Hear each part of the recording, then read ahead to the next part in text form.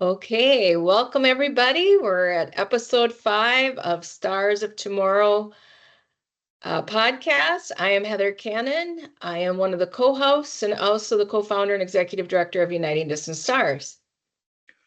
Hi, everybody. My name's Kevin Na. I am the other co host of this great podcast and a Uniting Distant Stars volunteer since 2013.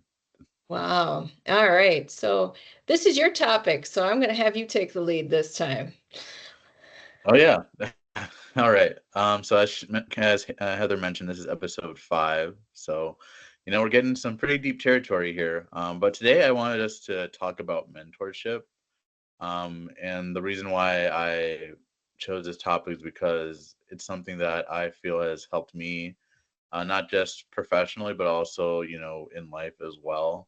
And I feel mentorship, in most things that we do plays an important role of like how we grow and develop as people. So that's just what I wanted to spend some time talking about today. Um, so as far as mentorship goes, I've had the privilege of having a few people in my life that serve as mentors, not just my parents, but youth directors, pastors, so what have you. So just being able to connect with those who have had a bit more experience than I have, it's been really great to converse with them, and also having someone that helps me keep accountable, not just myself, but what I'm doing, just so I stay focused. So yeah, I've been really fortunate to work with a lot of great people. Even now, just one that comes to mind is someone that I work with at church in the media department. He's kind of coaching me on different things, such as like editing and video design. So definitely something fruitful going on there. Okay, good. Well, I've had my share of mentors too. Whether it was a manager in the workplace, a professor at college, a professional in the nonprofit world. I did that. And I'm also one mentors don't always to have to be older than you. They can also be younger than you. I've recently been working with a coach, and that person is probably 16, 17 years younger than me. And so I think it's important to, have a range of different mentors. And I think two people that I want to just say that really helped me was the fourth director I had at the casino. I had spent 18 and a half years there, and somewhere in between, he really encouraged me to start reading again. I really didn't do much reading after I was a kid. And these were books that were kind of aligned to what I was doing at work. And that led to me deciding it's time to go to college because I had graduated and I didn't go back, think I would ever go to school. I didn't think I was college material. So I started going to school at age 35 to go to college. And then while I was there, that's when I got this professor. And so I would go into each semester, get at my syllabus, and I would freak out. I can't do this. I can't do this. I can't do this. It became a routine. And they didn't know I was having that problem, but they knew that I had potential. And this professor would encourage and challenge me to realize there was something beyond what I could see.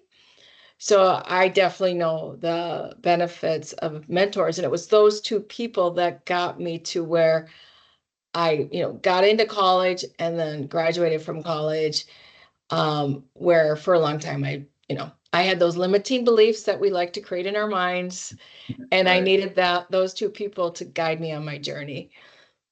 Oh yeah, that's an awesome story. But I will just say, well, just for our first question here, I just want to kind of get your thoughts on it. Which do you think is a bit more challenging, being a mentor or a mentee? Oh, that's a good question because I've been both. Um, I would say probably a mentee because it's easier to give advice than to take it.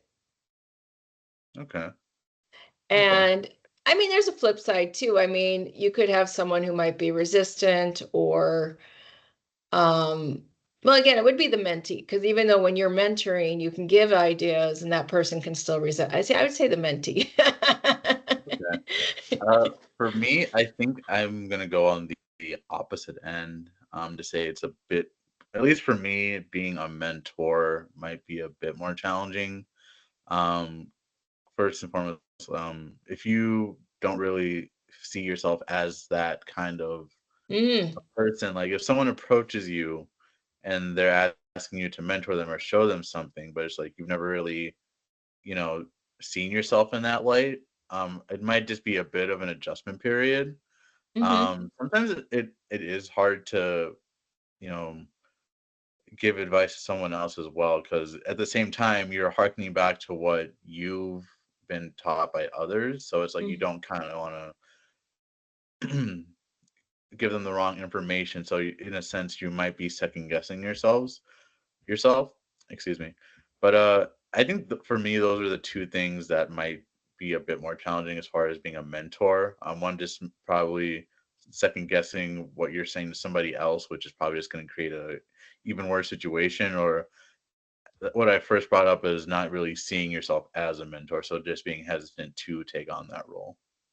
That sounds kind of like that imposter syndrome. Like, what do I have to offer somebody? And I think a lot of times we go through that. And I would say for being a mentor, it's really, for me, when I've been a mentor, the one thing where I know I can connect with people is when you start finding out what is their passion, what is their purpose, what do they want to do? Yeah. And you'll know when their voice changes and their face lights up, you know, then you know how to engage that person.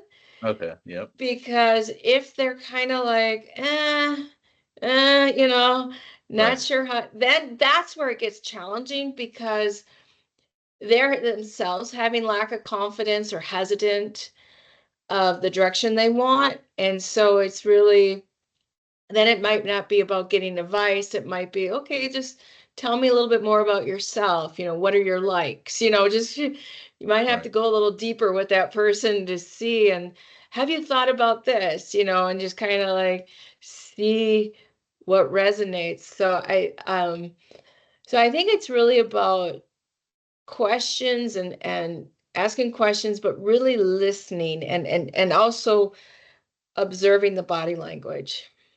Oh yeah, certainly.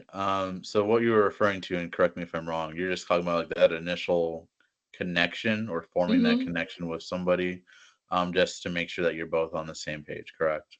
Yeah. Okay. Yeah. Yeah.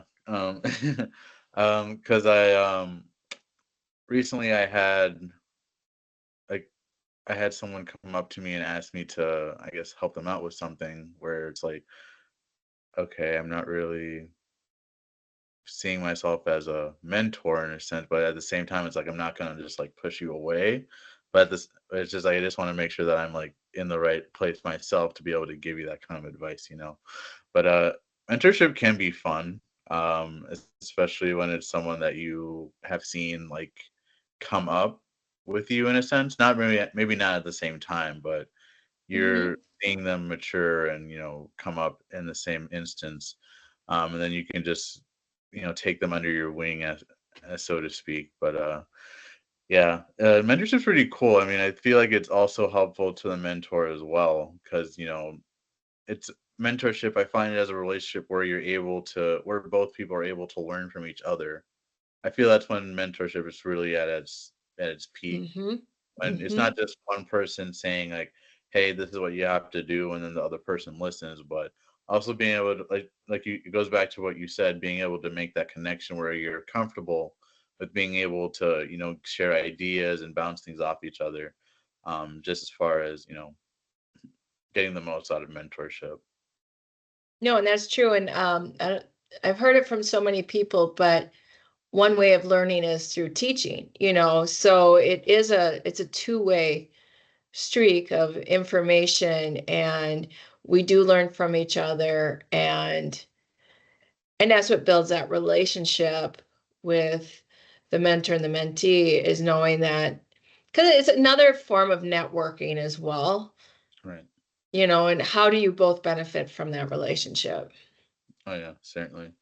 I also wanted to ask you in regards to mentorship, do you feel like it's something that most places, whether it's a workplace, schools, or other programs like UDS, do you feel like that's something that's paid much attention to, or is there room for improvement as far as building such programs?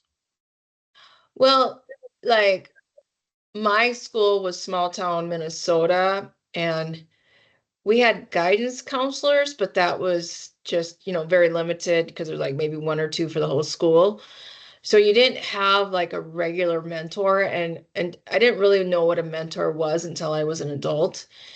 I do wish I had that at that time. I don't know how well schools do that now because I know like if you do have a guidance counselor, they're like limited to the whole school. Where do they have like older students mentoring younger students or just Right. teachers, whatever, I don't, or volunteers? Um, I know at my workplace there's actually a mentor program. So if you want to be a mentor, then someone who's looking for mentoring can hook up with you. Um, Through UDS, I don't advertise it, but I've been a mentor for other people wanting to start nonprofits besides Okay. mentoring maybe some volunteers who are, you know, with like usually my bookkeepers, because I'm in the finance industry, there's a lot of mentoring there if they're interested in Yeah. that. I've had high school students and young adults. Um, I think there's always opportunity to improve mentorship. I know it's a big thing in UDS in Liberia. There's a lot of that going on because a lot of people lack that, like parents or aunts and uncles. So they really rely on teachers and our staff to be that person that gives that guidance, that, to encourage, to challenge them. Yeah. Okay. Yep. And Does I'm your glad work you. does your work have a mentor program? Oh yeah, I'm glad you brought that up as well because yes, my work does have a mentor program which I actually recently started to take advantage of.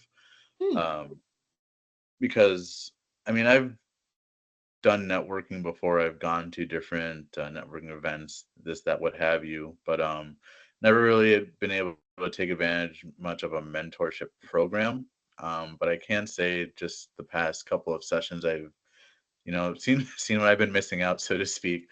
But it kind of goes back to what I was talking about earlier, just being able to connect with someone and be able to, have a dialogue and bounce things off of and just get their experiences from it and just kind of like see like, okay, this is what you're saying and this is something that I'm currently doing at the same time, or maybe how can I improve upon it based on your past experiences. So yeah, that's something I've been able to take advantage of recently at work.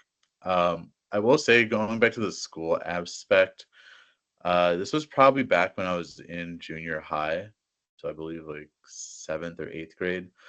Uh, I went to a Catholic school, so there were a few times when we would, I guess, partner with the first first graders for Hmm. special activities like uh, around Christmas time. There are Christmas projects where they would bring the first graders to our class and they would partner us up. And then we would they would be the ones actually doing the project, but we were kind of there just to kind of like conversate and I guess give them any help if they needed it. I'm not sure if schools still do that per se. It's been a while since I've been in school. Um, Mm-hmm. but it was nice to be able to do that, and it goes back to what you're saying on being able to something that you wish you had had the advantage of when you were going through school. But yeah, definitely something that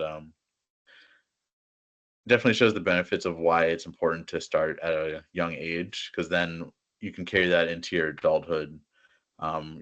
Whether it's at work or even with a group of people you've just met, but you start to see them more often. Mm-hmm. It's something that really carries. No, and like if I would have had a mentor in high school, I might have had a different outlook because, well, one, I had many interests, so it's kind of hard to narrow down what that is defined in a job description or job title. At the same time, I was I liked math and science. So I'm thinking now if I had the right mentorship, I could have had an engineering of some type path.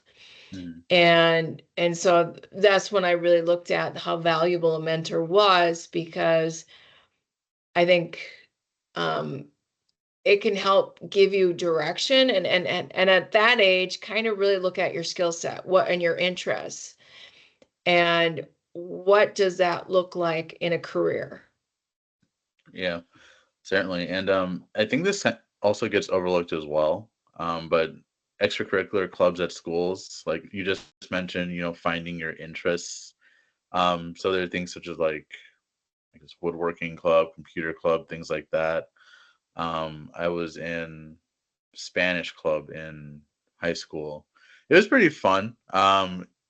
It kind of was a bit of an addition to the classes I was already taking during the day, but just a bit more more practical and more interactive activities. Like there were times when we would like go to a restaurant and we'd have to order or speak in Spanish the entire time.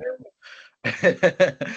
Or whether it was watching a movie in Spanish and then answering questions on the movie, but the questions were in Spanish. So just those little activities outside of the classroom, just continuing to help you to learn and see like, okay, this is something that I've obviously I have an interest for from like spending extra hours after school to do it. And the people that are running those programs or those after school clubs, teachers or volunteers, they can be mentors as well. It doesn't necessarily be someone know. But you know I just thought it was interesting you had said that regarding finding your interests and how that can lead to the rest of it. Yeah, I think that's important. And so another mentor I had, I think it started in 2011 and it went until 2020, but I had a mentor that who was very seasoned in the nonprofit world. He had retired, and going from when UDS started as just, okay, let's just do some projects, to officially being a nonprofit. That was 2011, and then 2013 officially became a nonprofit, registered in Minnesota. And then 2014, we got our 501c3 exemption status through the IRS. And then just the growth of, working out of our co-founder Calvin Fumba's house up to the end of 2016, and actually getting our own center. So all that growth was, talking to somebody and, you know, navigating all those next steps, because when you're building an organization, there's a lot going on, and it helps to have an experienced person who knows those steps. So you're not like Right. taking a shortcut. And that's why I like to give back to other, especially I do it a lot with a lot of Liberians who want to start their nonprofits, because there's a lot going on. And just for like your legal side of it, a lot of people know, okay, I got to register with the state of Minnesota, but they might forget to Right. register with the Attorney General's office, Mhm. so. And then I'm one of my strengths is I'm very resource. I'm into finding all these resources and stuff. And so I would give them, okay, this is where you can get free stuff, da da da, or this is what you can do to help this. I finally put a spreadsheet together and I give that off to new mentees and say, here you go. Here's some things that you need to pursue so you can leverage your 501(c)(3) status, because sometimes that'll give you free software. Yeah. And then that way, it's helping them because they're not going to have a lot of money to do certain things. Oh, yeah. Yeah. I have I think going back to something I spoke about in one of our previous episodes was I recently started giving swim lessons to people at my church and even the community. So the, my high school swim coach actually was the one that I kind of try to not really base how I do things after, but just like after seeing how he like coached me up. But I just take it my own way. It's just like being able to like see him and like the things he would say or like how he would like break things down. Kind of like helps me do the same with what I'm doing now. So that's like you were referencing, it's like, okay, someone showed me how to do it this way, but now I'm kind of doing it my own way, but still kind of, remembering how it was taught to me. So yeah, Mm-hmm. definitely one of the key parts of mentorship. Um, I feel like, would you feel like if you're the same age, I know we had spoken about this earlier in the topic, like you don't have to be someone that's older than you, but do you feel like if someone is mentoring someone that's of the same age, if that might not be as beneficial? And I only say that because how can you mentor somebody on something you probably haven't experienced yet?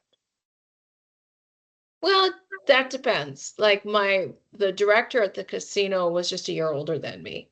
Okay. And but I think so we would have been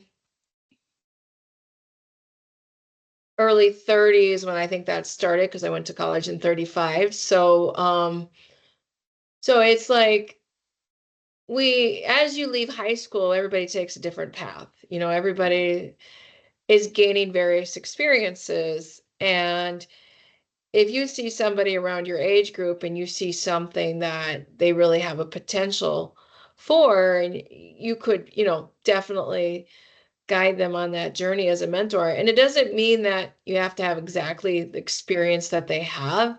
Sometimes mentoring is just about helping them build their own confidence.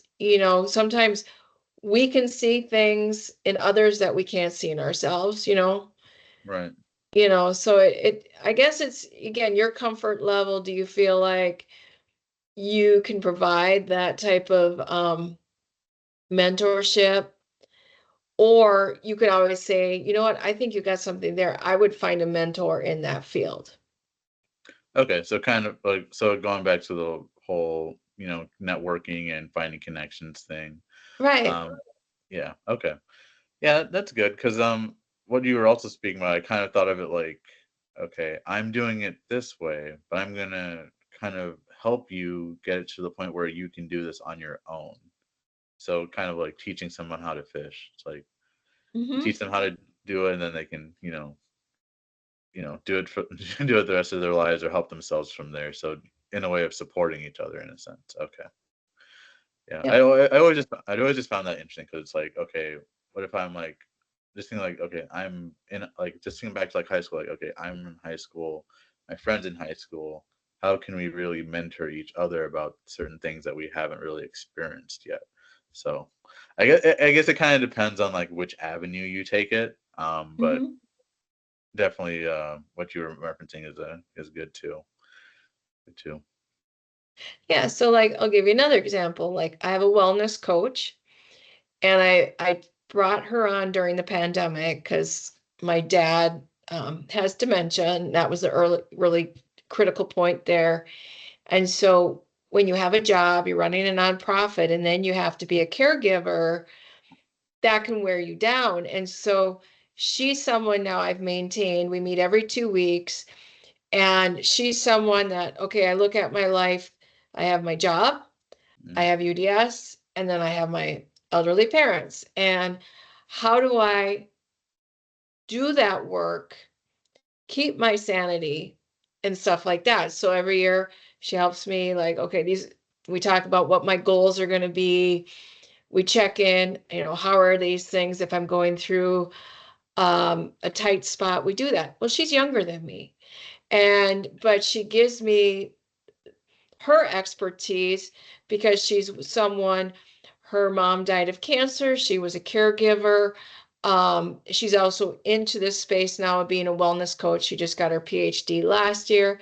So you can find value from different people of different generations, different backgrounds, different cultures, whatever it is. So I'm open to any type of mentor if I see that as something that's going to help me become the better person or the better version of myself. And like our last session, she gave me a new one that I liked. We always talk about having tools in your tool chest. She said, no, have mm. toys in your toy box. And I'm like, I like that better. Because you want to, because you need to have play in life to develop, to grow, to learn.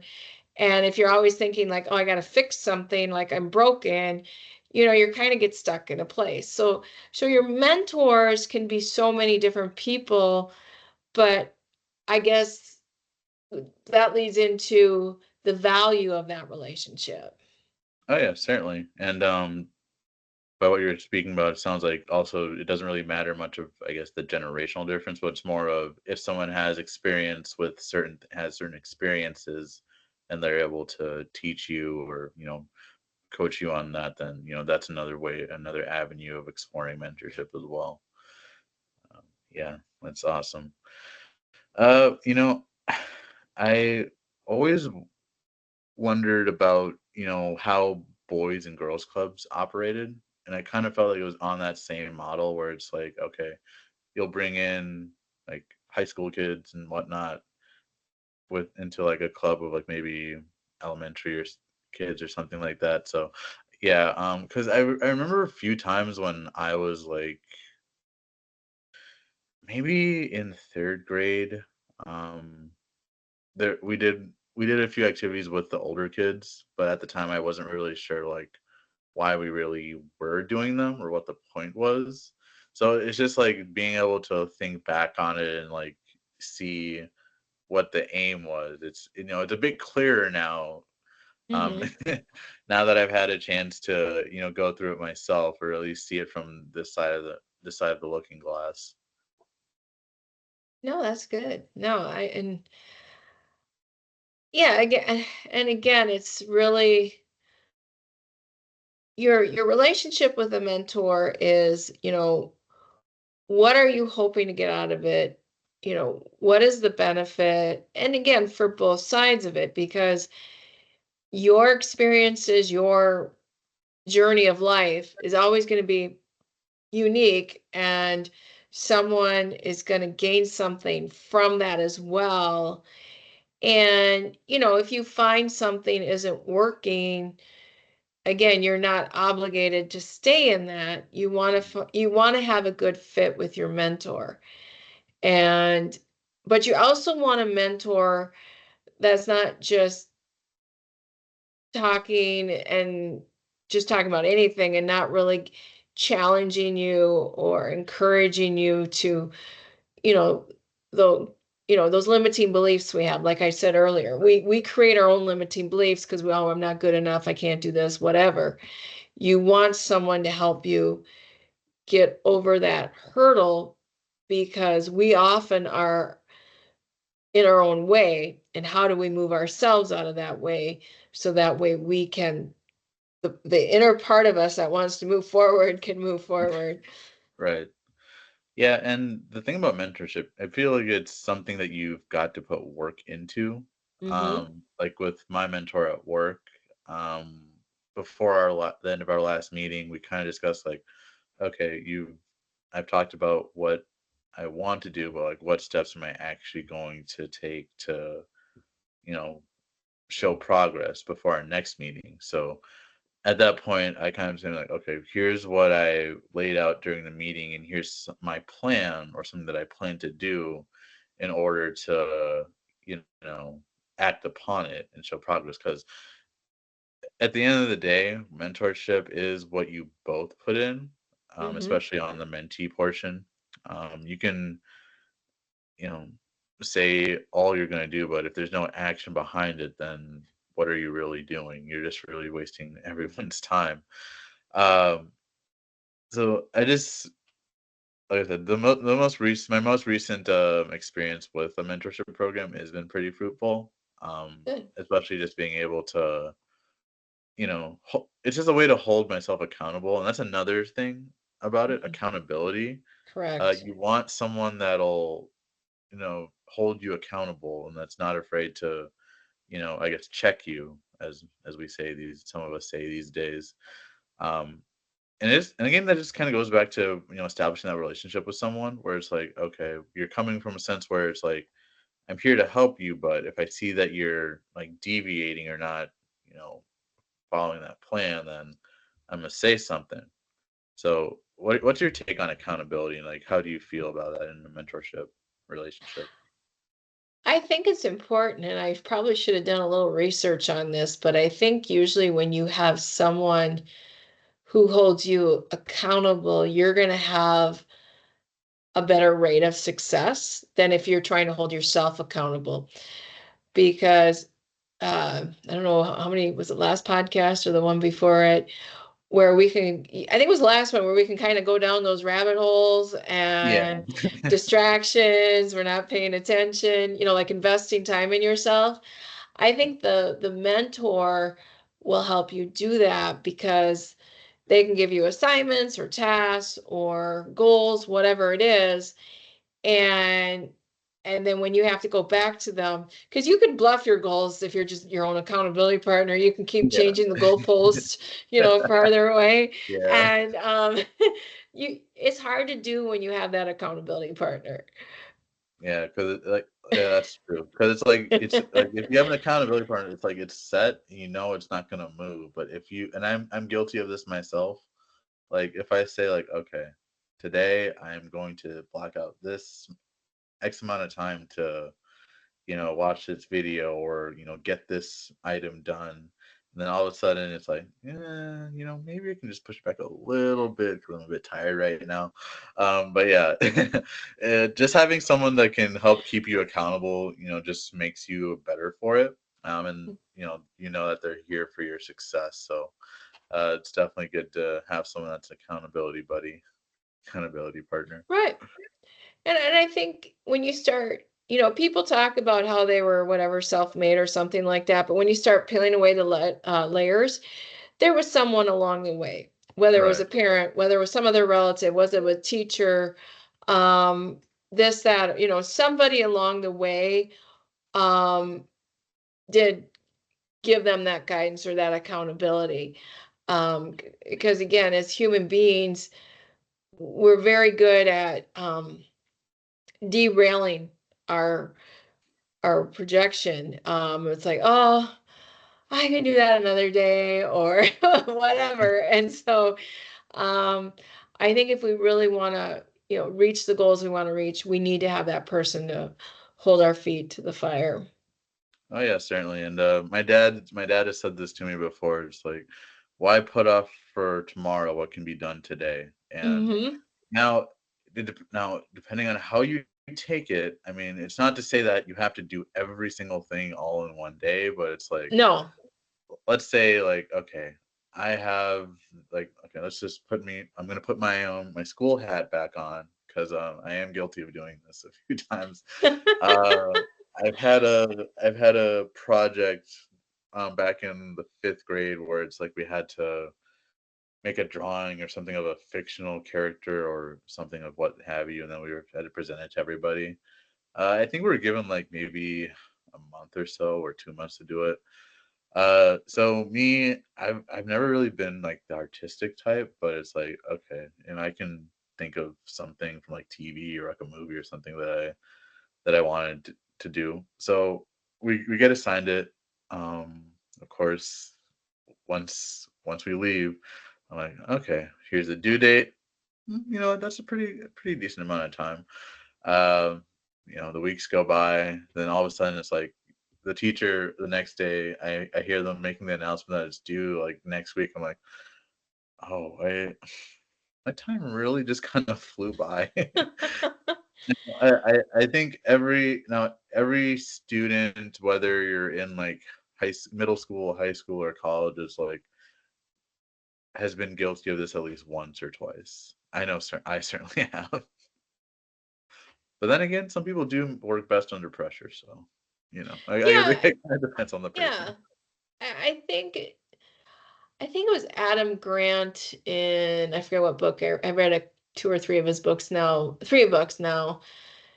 And sometimes procrastination, I know he said, can be good because it's not like you're not doing anything. Like I'm a person, I'm developing ideas in my mind first before they actually are put down. And so sometimes that is maybe the creative mind is working. So, and then when you're ready to execute, you can. And I read a book last year called The 12-Week Year. And, they were talking about, and I haven't quite implemented yet. I'm working on it though, but you set up your goals in the 12 weeks instead of looking at it for a year. So you're just focused on the 12 weeks. And then you have these micro actions. So a lot of times we think we got to take these giant steps, but it could be like a 5 or 10 minute thing you do a day. And if you do those 5 or 10 minute things you do a day, you will get to your end goal, but it's not going to feel overwhelming. It's not like you're going to, okay, I'm going to do 20 goals this year. No, Right. I think sometimes we overload ourselves where, okay, I'm going to do 3 goals for this 12 weeks and that. And so I've implemented some, but I really like the concept and I'm still trying to figure out how to incorporate that in my life. But that's one thing I like, the atomic habits, which I talked about before. The atom is like the smallest thing, and that's what he's going with. Right. So like if you do 1% more, let's say, okay, I'm going to run a marathon. If you do 1% more each day, those micro changes, you're going to achieve your goal. Whereas if you say, I'm going to try to run a marathon today, no, you're not. You're already exhausted before you even, tie up your shoelaces. So I think you have to be reasonable with your goals, but you also got to set up an execution system, because a goal is one thing, but how are you going to execute it and how does it fit into your busy life? Right. That kind of sounds like time utilization to me, Heather. What do you It think? is. It is. Because, yeah, like we talked the last time, then you're not overwhelmed because it's like, oh, there's only so many hours in the day. And, oh, you're thinking Yeah. about what you all have to do makes it exhausting. But if you look at it in small, tangible chunks, then it's like, no brainer. Oh yeah, certainly. Yes, And I'm gonna give one last personal story before we probably start to wrap it up here. But sure. just going back to what you were saying about procrastinating and some getting your own head. Just a few weeks ago, earlier this month, I had planned to go to my aunt's salon to get my hair done because it'd been a couple months. But at the same time, it's like I was trying to fit in a workout at the gym afterwards, and then because I had a whole lot of other things to do that day as well. So I was at the salon for probably like 2 hours or so, hour, 2 hours. And this is like early in the morning. I'm talking like maybe 7, 8 o'clock. Uh, so by that time, when I was almost done, I was like, because I was sitting in a chair for like hours, and you got to go under the hair dryer, one cycle, they lift it up, do whatever they got to do, put you back under the dryer. I'm just thinking to myself, you know what? I can always just go to the gym another day. It's like you've got all this other stuff to do, but it's just like when I finally got done, I'm just like, it's not that late in the day. I mean, it's probably like 10, 11 o'clock. I'm like, you know what? I can still make it. I've tried to talk myself out of it, and honestly, I did try to talk myself out of it, but I'm just like, no, I can do it, so I'm going to go. Good for So you. sometimes we can be our own worst enemy, but Hmm. it just goes back to trying not to put off too much for the next day because you never know. Right. No, I think we did a good job. We both shared our experiences. Um, Again, we talked about a mentor relationship. You want to connect with that person. Um, is there an age limit? It depends on the situation. Right. Sometimes we can learn things from kids too. We talked about, what are the benefits are. You want to make sure both people value it, and that accountability piece. I think that's very important. So I think we really covered some good understanding of what mentorship is, and it comes in, like you said, you had discipleship, there's coaching, there's so many different ways of looking at it. But yeah, there's huge benefits. All right, well, let me jump into announcements. We still have recruitment going on for 8th cohort. We've already got a few people enrolled. We got more we're waiting on, but this is a great opportunity for anybody you know in Liberia or you are in Liberia watching this. We got a 50% scholarship good until I think the end of the, well, I guess this will be going out on March 1st, but if you are hearing it, I'd still check in with the school because they might be able to get you the 50% scholarship. We just had graduation on February 8th of our 7th cohort. Class. I will link up the blog post on that with the video in there. And then also to the Facebook Live we did. Also through Candid, we were able to achieve our gold seal of transparency again as a nonprofit. We do the best we can, being all volunteer, not very big, to make sure everything you need to know about us is out there. Also, we got a wonderful endorsement from one of our 21 electrician alumni through Facebook. I will share the link on that, but he just wanted to say, give a big thanks to the organization. He talked about how we try to help people achieve self-sufficiency in their skills. So it really says a lot of who we are. And then I'm going to ask you to do two things: subscribe to our YouTube channel, and I'm also going to put a link in there to subscribe to our newsletter. We send our newsletter throughout the year, twice a month, and probably by the end of the year, there's more stuff going on, so that'll be weekly. But it's just a good way of getting information. What are some of the events coming up? What are some of the latest activities that are going on? So I really recommend that. And Kevin and I are always interested. If you like our show, do you have any topics for us? We'd love to hear from you. Again, Stars of Tomorrow is looking at young people. Um, Kevin is still younger than me, but the journey, how that journey was, and, we're taking it from two perspectives of different generations and backgrounds and stuff like that. But it's just a way of how can we help younger generations know that they have value and how to, overcome those obstacles, even when it's yourself. Exactly. Yep, and just like Heather mentioned, if you do have topic ideas, you can also comment on the videos as well. You can find us on I was about to say TikTok, Twitter, Facebook, and Instagram. Yes, for you TikTokers out there, it is back. That's why I was almost tongue-tied there a little bit. But yeah, for more information, you can also visit uniteddistancestars.com again for the newsletter as well as other information going on there. But thank you everyone for your support. It's a privilege to be part of this project, and thank you Heather again. It's always fun having a conversation with you also. Well, thank you. And again, we'll see everybody next month. Take care. Have a great one, everyone. Bye-bye.